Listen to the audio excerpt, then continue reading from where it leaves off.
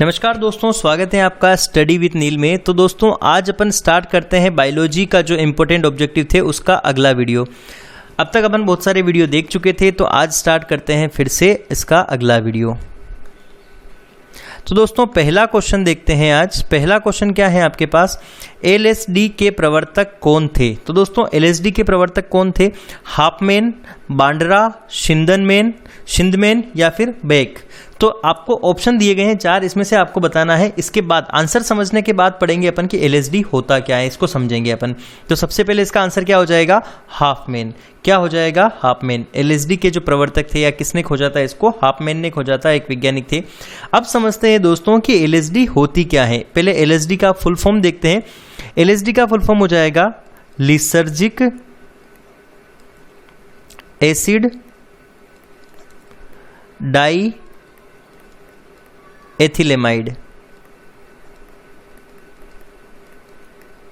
क्या हो जाएगा एलएसडी का full form, lysergic acid diethylamide. ठीक है, अब ये होता क्या है एलएसडी। दोस्तों अगर एक तरह से देखा जाए तो एलएसडी क्या होता है, एक तरह से ड्रग होता है या फिर एक तरह से ये क्या होता है, नशा उत्पन्न करने वाले क्या होता है, ड्रग होता है। इससे एक प्रकार का नशा होता है जो क्या होता है, मानव शरीर के मानसिक और फिजिकल दोनों कंडीशन पर क्या होता है, ये असर डालता है। और अगर एलएसडी का जो कोई भी एलएसडी का सेवन करता है तो उसका क्या होता है, व्यक्ति का संतुलन खो जाता है। वो मतलब उसको ऐसी चीज़ें याद आने लगती हैं जिससे डर लगने लगता है उन चीज़ों से, और जैसी कभी घटी भी नहीं हो ऐसी चीज़ें उसको याद आने लगती हैं।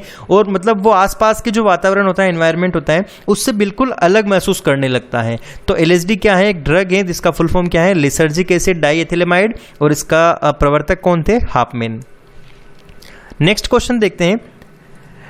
टाइफाइड तथा कोलेरा विशिष्ट उदाहरण हैं। तो टाइफाइड और कोलेरा किसके विशिष्ट उदाहरण हैं, संक्रामक रोगों के, वायुजन्य रोगों के, जलजन्य रोगों के, या इनमें से कोई नहीं। तो दोस्तों आपको बता देता हूं मैं टाइफाइड और कोलेरा दोनों के बारे में। तो दोस्तों अगर टाइफाइड की बात करें तो टाइफाइड होता है साल्मोनेला टाइफी। साल्मोनेला टाइफी से एक जीवाणु से होता है, एक से होता है, प्रोटोजोआ से होता है।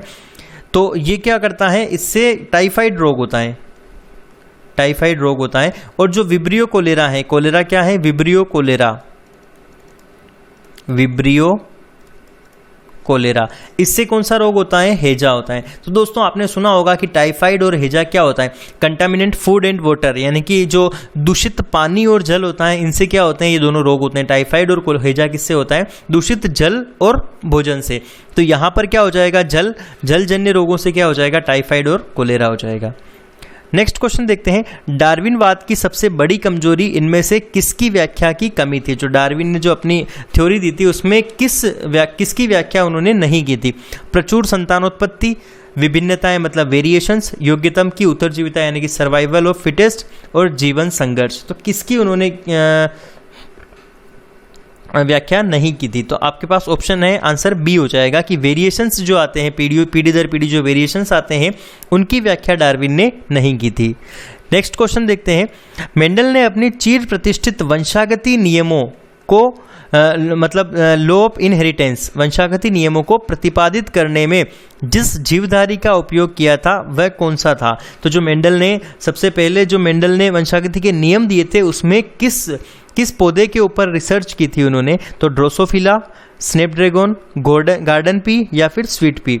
तो उन्होंने, आपको ये तो पता है कि मेंडल ने किसके ऊपर रिसर्च की थी, मटर के पौधे के ऊपर। अब वो मटर, दो ऑप्शन है, गार्डन पी या फिर स्वीट पी। तो किस मटर के ऊपर उन्होंने रिसर्च की थी, गार्डन पी के अंदर। नेक्स्ट क्वेश्चन देखते हैं। जीन शब्द किसने दिया था, टी.एच. मॉर्गन ने, डब्ल्यू.एल. जॉनसन ने, ग्रेगर जॉन मेंडल ने, या फिर ह्यूगो डी ब्रिज ने। तो क्या आंसर हो जाएगा, जीन शब्द का सबसे पहले शब्द किसने दिया था, डब्ल्यू.एल. जॉनसन ने जीन शब्द दिया था। लेकिन ये जीन को खोज तो पहले ही मेंडल ने दिया था, लेकिन मेंडल ने उसको जीन नाम नहीं दिया था, उसका नाम कुछ और रखा था, फैक्टर कहा था आई थिंक। तो उसके बाद क्या हुआ, डब्ल्यू.एल. जॉनसन ने इसका नाम क्या दिया था, जीन दिया था। नेक्स्ट क्वेश्चन है। भ्रूण में एरिथ्रोब्लास्टोसिस फिटेलिस रोग किसके कारण हो सकता है। तो ऑप्शन है आपके पास लाल रुधिराणुओं के अभिश्लेषण से, रक्तस्रावन से, डायपेडिसिस से या हीमोफीलिया से। तो जो एरिथ्रोब्लास्टोसिस फिटेलिस जो रोग होता है वो किसकी वजह से होता है, ये आपको देखना है। तो सबसे पहले समझते हैं दोस्तों इसका आंसर क्या है। जो एरिथ्रोब्लास्टोसिस फिटेलिस रोग है वो लाल रुधिराणुओं के अभिश्लेषण से होता है। लेकिन इस रोग में होता क्या है, जो माता के गर्भ के अंदर जो भ्रूण होता है, जो एम्ब्रियो होता है, फिटल होता है, गर्भाशय में मतलब भ्रूण के अंदर होने वाला जो रोग है जिसे क्या कहा जाता है, एरिथ्रोब्लास्टोसिस फिटेलिस कहा जाता है। इसमें क्या होता है कि ये RH फैक्टर जो होता है, ब्लड का ग्रुप, ब्लड के अंदर एक फैक्टर होता है ब्लड ग्रुप के अंदर, तो जो RH फैक्टर होता है उसकी वजह से ये रोग होता है। ये RH फैक्टर अगर माता का और बच्चे का मैच नहीं होता है तो उसकी वजह से क्या होता है, ये वाला रोग होता है। इसमें क्या होता है, जो माता के शरीर की जो एंटीबॉडी होती है, जो माता के शरीर की जो एंटीबॉडी होती है, ये क्या करती है, जो भ्रूण है, फिटल है, उसकी RBC को खत्म कर देती है, उसकी RBC को खत्म कर देती है। इसकी वजह से क्या होता है, और ये जो एरिथ्रोब्लास्टोसिस फिटेलिस बीमारी होती है ये पहले बच्चे में नहीं होती है, जो किसी भी माता का पहला बच्चा होता है उसमें नहीं होती है। ये क्या होता है, पहले बच्चे के टाइम पे माता के अंदर इसका एंटीजन बन जाता है, जो एंटीबॉडी बन जाती है, सॉरी। तो जो एंटीबॉडी क्या करती है, जब दूसरा बेबी आता है तो दूसरे बेबी पर अटैक कर देती है। तो इससे क्या होता है, RBC नष्ट हो जाती है बेबी की और वो बच्चे की मौत हो जाती है कभी कभी। तो इसमें क्या होता है कि जो RH फैक्टर है इससे संबंधित ये रोग है। अब देख लेते हैं कि RH फैक्टर की खोज किसने की थी। तो RH फैक्टर की खोज सर्वप्रथम किसमें की गई थी, जो रिसस बंदर था उसमें इसकी खोज की गई थी। जिस किसी भी जीवों में RH होता है तो उसको RH पॉजिटिव कहा जाता है। नेक्स्ट देखते हैं, मानव का इनमें से कौन सा लक्षण आनुवांशिकी नहीं हो सकता, मतलब कौन सा लक्षण इसमें पीढ़ी दर पीढ़ी नहीं जा सकता, मतलब एक पीढ़ी से दूसरी पीढ़ी में स्थानांतरित नहीं हो सकता। ऑप्शन है इन्फ्लुएंजा, इनेमल विहीन दांत, चौड़े नथुने या फिर युक्तांगुलिता। तो क्या हो जाएगा दोस्तों, आपको इसका आंसर सिंपल सा है। आप बता सकते हैं कि जो इन्फ्लुएंजा रोग है, ये रोग क्या है, एक पीढ़ी से दूसरी पीढ़ी में जो इनहेरिटेड नहीं होगा, ठीक है। जो एनिमल विहीन दांत हैं ये भी वंशानुगत होंगे। चौड़े नथुन जिनका नाक चौड़ा होता है, एक तरह से एक ट्राइब का होता है, तो वो भी क्या होता है, वंशानुगत होते हैं। युक्तांगुलिता जो उंगलियों की जो चिपकी हुई होती है वो भी क्या होती है, पीढ़ी दर पीढ़ी स्थानांतरित हो सकती है। लेकिन जो इन्फ्लुएंजा है वो नहीं होगा। वे जीन जो वाई गुणसूत्र के असमजात खंड में होते हैं क्या कहलाते हैं, यानी कि वाई गुणसूत्र पर होंगे तो क्या बोलेंगे इनको, वाई लिंक्ड। वाई से जुड़े हुए क्या कहलाएंगे, वाई लिंक्ड क्रोमोसोम। तो यहां पर पूछा गया है कि कौन से जो जीन है वो वाई गुणसूत्र के असमजात खंड में होते हैं, तो ये आपको बताना है। तो क्या हो जाएगा, जो होलेंड्रिक होता है दोस्तों, होलेंड्रिक है, ऑटोसोमी है, उत्परिवर्ती है या पूर्णतः लिंग संलग्न है। तो जो होलेंड्रिक होते हैं वो क्या होते हैं दोस्तों, ये हमेशा क्या होते हैं, वाई लिंक्ड होते हैं। जो वाई क्या होता है दोस्तों, एक्स और वाई दो प्रकार के सेक्स क्रोमोसोम होते हैं। तो जो एक्स क्रोमोसोम होता है वो क्या होता है, वो फीमेल का होता है, और वाई क्या होते हैं, मेल, ठीक है। तो ये जो मेल लिंक्ड क्रोमोसोम या वाई लिंक्ड क्रोमोसोम होते हैं ये क्या होते हैं, इन्हें क्या कहा जाता है, होलेंड्रिक कहा जाता है। तो ये क्या होते हैं, होलेंड्रिक जो होते हैं एक तरह से सेक्स लिंकेज क्रोमोसोम होते हैं, ठीक है। और ये किस पर उपस्थित होते हैं, जीन पर उपस्थित होते हैं। नेक्स्ट है ऑटोसोमी। तो दोस्तों ऑटोसोमी क्या होता है, जैसे अपन ने बताया कि जो दो प्रकार के क्रोमोसोम होते हैं, एक तो सेक्स लिंक क्रोमोसोम होते हैं जो 23वां जोड़ा होता है, ठीक है, 23वां पर्टिकुलर 23वां जोड़ा होता है, और बाकी जो क्रोमोसोम होते हैं, जो शेष क्रोमोसोम होते हैं उन्हें क्या कहा जाता है, ऑटोसोम कहा जाता है। तो जो ऑटोसोम होते हैं वो 1 से लेकर 22 तक के जो क्रोमोसोम होते हैं, 22वें जोड़े तक के जो क्रोमोसोम होते हैं वो ऑटोसोम होते हैं। लेकिन जो सेक्स लिंकेज क्रोमोसोम होते हैं वो कौन सा होता है, वो 23वां जोड़ा होता है। तो जो ऑटोसोमी क्या, यहाँ पर वाई लिंक गुणसूत्र की पूछा है तो वाई तो क्या है, सेक्स लिंक होता है, तो यहाँ पर ऑटोसोमी तो बिल्कुल नहीं होगा। उत्परिवर्ती मतलब म्यूटेशन, म्यूटेशन दोस्तों किसी भी क्रोमोसोम में हो सकता है, चाहे वो 23वें जोड़ में हो, चाहे वो 1 से 22वें जोड़े, किसी में भी हो। म्यूटेशन मतलब उत्परिवर्तन, अचानक से आए परिवर्तन। और चौथा है पूर्णतः लिंग संलग्नता। पूर्णतः लिंग संलग्नता नहीं होगा क्योंकि यहाँ पर एक्स पर जो उपस्थित होंगे वो क्या होंगे, वाई गुणसूत्र पर नहीं होंगे, ठीक है। तो क्या आंसर आ जाएगा, होलेंड्रिक।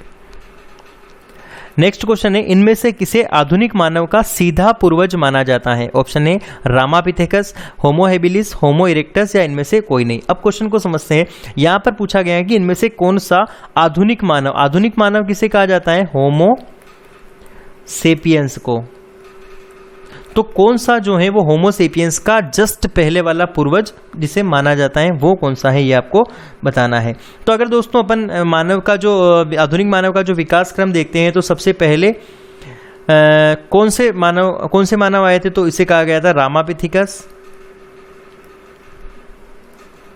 दूसरे कौन से थे, ऑस्ट्रेलोपिथिकस, ऑस्ट्रेलोपिथिकस। तीसरे कौन से थे, होमो हेबिलिस। चौथे कौन से थे, होमो इरेक्टस।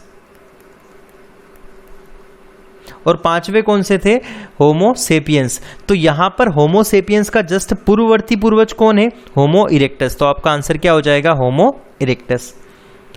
नेक्स्ट क्वेश्चन है, वर्तमान मानव जाति में कृषि और सभ्यता का प्रारंभ संभवतः कहां से हुआ था? अफ्रीका के नील नदी के निकट, कैस्पियन और भूमध्य सागरों के निकट, चीन में, या इन सभी क्षेत्रों में? तो आपको पता है मानव जाति का ही उद्विकास और कृषि और सभ्यता सभी का उद्विकास कहां से हुआ है, अफ्रीका से। और अफ्रीका में कृषि और सभ्यता का विकास कहां पर हुआ है, नील नदी के तट से हुआ है।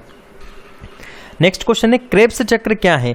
क्रेब्स चक्र है केवल अपचय क्रिया, उपचय क्रिया, उपचय मतलब चयापचय क्रिया, इनमें से कोई नहीं। तो दोस्तों इसका आंसर तो हो जाएगा अपचय और उपचय दोनों प्रकार की क्रियाएं होती हैं क्रेब्स चक्र में। लेकिन क्रेब्स चक्र होता क्या है दोस्तों, एक बात अगर बताई जाए तो जो ग्लाइकोलाइसिस की क्रिया होती है, ग्लाइकोलिसिस की जो क्रिया होती है, इसमें क्या होता है, पायरुविक अम्ल बनता है। ग्लाइकोलाइसिस की क्रिया में क्या होता है, पायरुविक अम्ल बनता है, ये अपन देख चुके हैं। तो जो पायरुविक अम्ल बनता है, इससे जो एटीपी बनते हैं, इस एटीपी को बनाने के लिए कौन सी क्रिया होती है, क्रेब्स चक्र होती है। इस पायरुविक अम्ल से जो एटीपी निकलती है उसको बनाने के लिए इस क्रेब्स चक्र का उपयोग किया जाता है। क्रेब्स चक्र क्रिया होती है। इस क्रेब्स चक्र क्रिया को क्या बोलते हैं, सिट्रिक एसिड साइकिल भी बोला जाता है। तो क्या होता है क्रेब्स चक्र के अंदर, जो ग्लाइकोलाइसिस से जो पायरुविक अम्ल बनते हैं, इस पायरुविक अम्ल को क्रेब्स चक्र के द्वारा यहाँ पर एटीपी बनाई जाती है, यानी कि ऊर्जा बनाई जाती है। तो यहाँ पर 38 एटीपी अणु बनते हैं, जिसमें से 2 एटीपी इस क्रिया को बनाने में कंज्यूम होते हैं और शेष 36 एटीपी अणुओं का क्या होता है, नेट गेन होता है। तो यहाँ पर क्या है, ये किस प्रकार की क्रिया है, क्रेब्स चक्र जो है वो किस प्रकार की का चक्र है? तो ये एक वायवीय श्वसन है। कौन सा है, वायवीय श्वसन है। ठीक है, नेक्स्ट क्वेश्चन देखते हैं, निम्नलिखित में से कौन लोह का अच्छा स्रोत है? लोहे का सबसे अच्छा स्रोत कौन सा है? गाजर, मटर, चावल और पालक। तो आपको पता है हरी सब्जी पालक क्या है, लोहे का अच्छा स्रोत है। नेक्स्ट क्वेश्चन देखते हैं, चुकंदर के किस भाग से शक्कर प्राप्त की जाती है? तो चुकंदर के किस भाग से, पत्ती से, जड़ से, तने से, या इनमें से कोई नहीं? तो दोस्तों जो चुकंदर का कौन सा वाला पार्ट होता है, जड़ वाला जो पार्ट होता है, वहां से क्या होती है, शक्कर प्राप्त की जाती है। खेसारी दाल का लगातार सेवन करने से कौन सा रोग होने की संभावना रहती है? ये क्वेश्चन अपन पिछले जो इंपॉर्टेंट ऑब्जेक्टिव्स थे उस सीरीज में अपन पढ़ चुके हैं। तो एक बार फिर से मैं थोड़ा सा आपको याद दिला दूं ताकि आपको वापस से रिमाइंड हो जाए। तो दोस्तों वैसे आपको बताना चाहूँगा कि अभी तक आपने हमारे पुराने वीडियोस बायोलॉजी के ऑब्जेक्टिव अगर पुराने नहीं देखे हैं तो आप इंपॉर्टेंट जो बायोलॉजी के ऑब्जेक्टिव हैं उस प्लेलिस्ट में जाकर आप बाकी वीडियोस देख सकते हैं। दोस्तों खेसारी दाल का जो वैज्ञानिक नाम है वो क्या है, वो समझते हैं, लेथाइरस सेटाइवम। ये क्या है, खेसारी दाल का वैज्ञानिक नाम है। तो लेथाइरस से कौन सा रोग हो जाएगा, लेथाइरिज्म। कौन सा रोग हो जाएगा, लेथाइरिज्म। नेक्स्ट क्वेश्चन देखते हैं, सर्पों की विष ग्रंथियां किसकी समांग है, मतलब किसके सममित हैं या किसके जैसी हैं? तो मछलियों के विद्युत अंग, रे मछलियों के दंश, स्तनियों की वसा ग्रंथियां, कशेरुकी प्राणियों की लार्वा ग्रंथियां। लाला नहीं, लार्वा, लाला ग्रंथियां, सॉरी। तो क्या हो जाएगा यहाँ पर, रे मछलियों के दंश के सममित हैं या समांग हैं। नेक्स्ट क्वेश्चन देखते हैं, रुधिर परिसंचरण तंत्र यानी कि ब्लड सर्कुलेटरी सिस्टम का महत्वपूर्ण ज्ञान प्राप्त करने वाले प्रथम वैज्ञानिक कौन थे? दोस्तों आपको क्वेश्चन इस टाइप से भी पूछ लिया जाता है कि रुधिर परिसंचरण तंत्र की खोज किसने की थी। ठीक है, तो किसने खोज की थी, अरस्तु ने, रॉबर्ट हुक ने, विलियम हार्वे ने, या इनमें से कोई नहीं? अरस्तु को फादर ऑफ जूलॉजी और फादर ऑफ बायोलॉजी भी कहा जाता है। रॉबर्ट हुक ने कोशिका की खोज की और विलियम हार्वे ने किसकी खोज की थी, रुधिर परिसंचरण तंत्र की खोज की थी। किसमें की थी, सबसे पहले इन्होंने सरीसृप के अंदर यानी कि जो रेप्टाइल्स होते हैं उसके अंदर परिसंचरण तंत्र खोजा था। नेक्स्ट है अधिकांश कीट श्वसन करते हैं, जो इंसेक्ट होते हैं वो श्वसन किसके द्वारा करते हैं? त्वचा से, क्लोम से, फेफड़ों से या फिर वातक तंत्र से। आज का पहला क्वेश्चन ही इसके पहले वाली सीरीज में देखा था वातक तंत्र से। इसके पहले वाली जो सीरीज थी उसमें अपन ने देखा था कि कीट किससे श्वसन करते हैं? वातक तंत्र से श्वसन करते हैं। नेक्स्ट क्वेश्चन है निम्न में से किस रोग के कृमि की मादाएं जरायुजी होती हैं? दोस्तों जरायुजी क्या होता है? जो जंतु गर्भ से उत्पन्न होते हैं उन्हें क्या कहा जाता है? जरायुज। जो जंतु गर्भ से उत्पन्न होते हैं उन्हें क्या कहा जाता है? जरायुज कहा जाता है। तो क्या हो जाएगा? हुकवर्म, पिनवर्म, फाइलेरियाई कृमि या फिर केंचुए। तो दोस्तों जो आपके पास ये फाइलेरियाई कृमि होते हैं ये क्या होते हैं? इनकी जो मादाएं होती हैं वो जरायुजी होती हैं। नेक्स्ट क्वेश्चन है हमारे कृषि एवं उद्यान पादपों के प्रमुख परागणकर्ता कौन है? मतलब परागण किसके द्वारा होता है? मतलब मीडियम क्या होता है उसका? क्या तितलियां परागकणों को फूलों के ऊपर लेके जाती हैं? मधुमक्खियां लेके जाती हैं? कीट पतंगे या फिर भृंग? तो क्या हो जाएगा? मधुमक्खियां जो हैं वो परागणकर्ता होती हैं। लास्ट क्वेश्चन है आज का जीर्ण होने की प्रक्रिया के अध्ययन को क्या कहते हैं? जीर्ण मतलब होता है एजिंग या बूढ़े होने की प्रक्रिया। जेरेंटोलॉजी, एथेनोलॉजी, एंथ्रोपोलॉजी या थेनेटोलॉजी? तो क्या आंसर हो जाएगा? जेरेंटोलॉजी में क्या होता है? जीर्ण होने की प्रक्रिया का अध्ययन किया जाता है। दोस्तों अगर आपको वीडियो अच्छा लगा हो तो लाइक करिए, दोस्तों के साथ शेयर करिए और ऐसे इंटरेस्टिंग वीडियो देखने के लिए चैनल को सब्सक्राइब करिए।